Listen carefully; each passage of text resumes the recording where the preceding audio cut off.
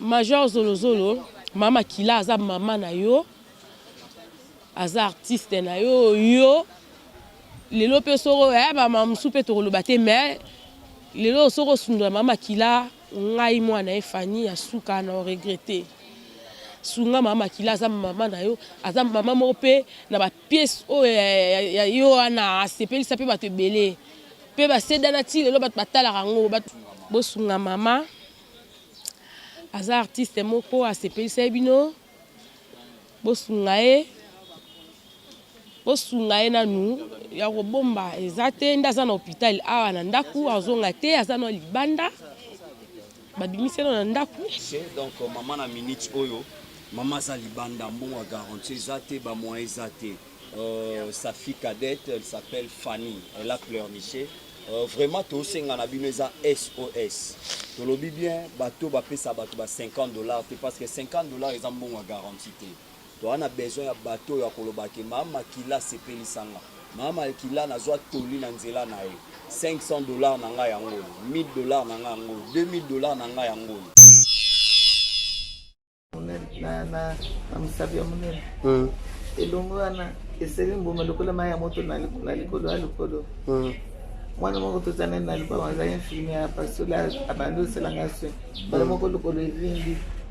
Ebando salanga pase bando bimisa ba mai. Apa sola soka zo pasula. Ezo sala ba poto. Nde ko salanga poto munene na sima likolo na likolo wana. Lo poto za minene penza soko talango eza somo. Ok. Azoko kutambula tena vandi kaka nasi. Voilà.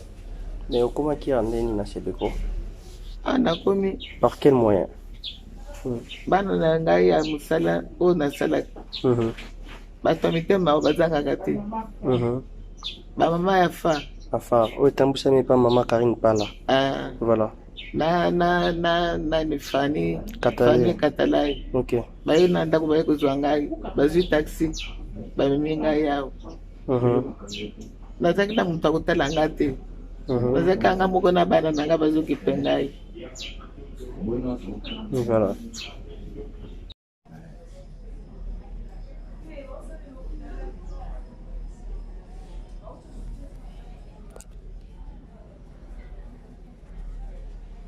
Mais si nous allons car lokolo. Le colon juste des années. Qui a se retrouvé dans l'hôpital. Malade banda le 2 janvier pota na lokole vimbaki. Lokole vimbaki yo sala mai ba pasoli mai provoquer pota. E bandela maladi nde yango wana. Pota na biso to kanisi suki ka ya muke pote komi munene.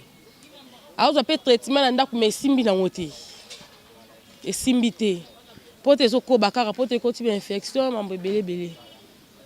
Pote ko ti ba infection banda mama beli azana communauté ya artistes et comédiens. Est-ce que raison si ya artistes et comédiens zala qui remarquable pendant ba moment za inanda? En tout cas ba mingi atena ndamona ngamu tena mona ngamu na dernière minute. Ndé na mona po avant fanya ya nga kutela matanga dadi na solene mama za malade na bisaki nga na koya ko mema mama na hôpital. Bakunda na pa dadi ndé na mema mama na hôpital. Nde to vanda mardi to ko mona epé na tongo aye. Bobongo matoki hôpital na mama. Nde ba mama fa ba e ko yape to yepe na bango elongo. To yena bango elongo. Nde mama bandi ko zo ou contre nde ba rumeur ezotambola ke mama ba bwake lembasu e bino boyele na hôpital. Te nga na ibi na ngamba su te na ibi ka pota. Médecin lobi na bino. Ezaka pota ba traita pota na bango ba ibi mbasu te. Bango ba monika ka pota ba traita ngo ba bi pesa ba mbasu na hôpital yi ba traita na bango ngo. Po mbasu soki muta ebe loko te. Ba traita ngo esila na ngo. Ba so ba traita ngo esila. Banda mama yi na hôpital à part AFA, aux associations ba femmes artistes. Banani lisu ba ko rendre mama visite. Ma belle-mère qui awa na ma vie Maman Oliva tinda ki bango. Maman belle-mère qui na Maman Oliva tinda bango. Ma pe contribution à Maman Oliva tinda ki. Combien? Bon, ezaka mbon batinda ki. Batinda ki mbon.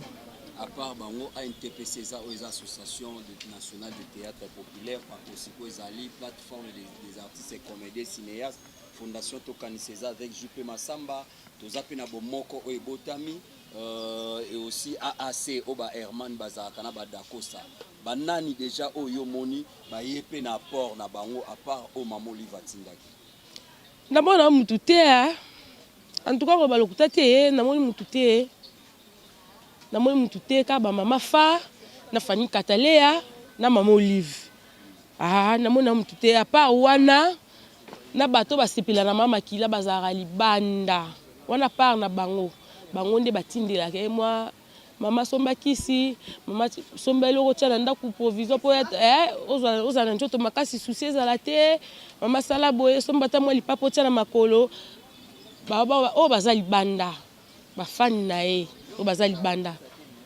wana ndinga na yebi les restes nga na yebi na ngati producteur ebele notamment Major Bisadede Titi Kalu ba production ebele banda mama Bele est-ce que vos 8 ans ya contacter ba producteur wana peut-être bazo courante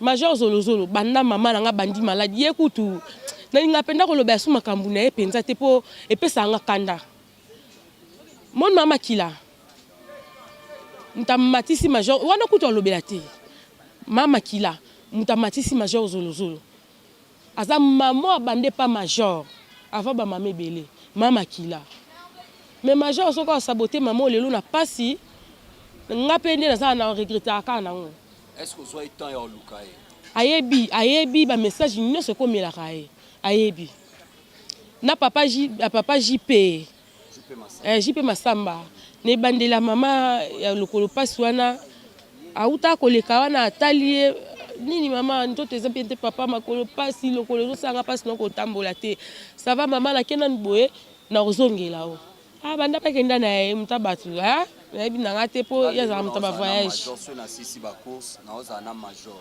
message nini oyo tindanga na yebise par rapport ya Santa mama Major Zolozolo mama Kila aza mama na yo aza artiste na yo lelo pe soro ba mama supe to koloba te mais lelo soro sundula mama Kila ngai mwana e Fanny ya suka na regretter sunga mama Kila aza mama na yo aza mama mope na ba pièce o yo ana sepelisa pe bato ebele pe ba sedana ti lelo bato batala rango bato batala ba benga nga na matanga dadi to tala théâtre ba sala boye et pas na dadi et pas major ba ntonjingi wana ba ntonjingi ba sala pas ba producteur boye nga na zo ba message nyonso ti dadi azaki na mort ke ba surtout Major Zolozolo nde bakumisa yo na ba pièce mama Kila ba benga nga na matanga dadi tozotala Major Zolozolo na mutema mawa pona mama osoko pesi mkongo ndo pesa ye mkongo boye bat balobela ngo mingi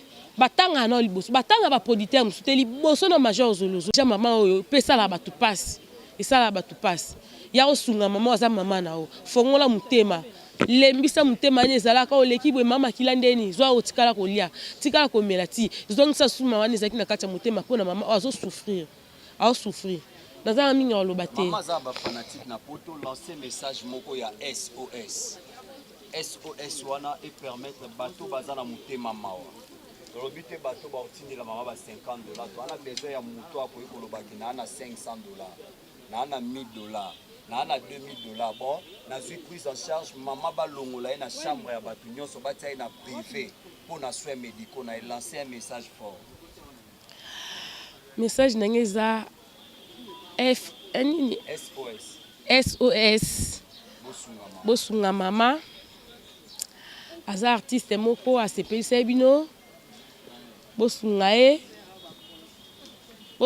nanu ya kobomba eza te ndaza na hôpital awa na ndaku azonga te aza na libanda babimiseno na ndaku ami internaute mais omoni bino moko la dame la pleurnichée donc maman na minute oyo maman za libanda mbongo garantie zate ba moyen zate sa fille cadette elle s'appelle Fanny elle a pleurniché vraiment to senga na bino za SOS to lobi bien bato ba pesa bato ba $50 parce que $50 ils ont mbongo garantie te to ana besoin ya bato ya koloba ke mama Kila sepelisanga mama kila nazwa toli na nzela na ye $500 na ngai yango, $1000 na ngai yango, $2000 na ngai yango.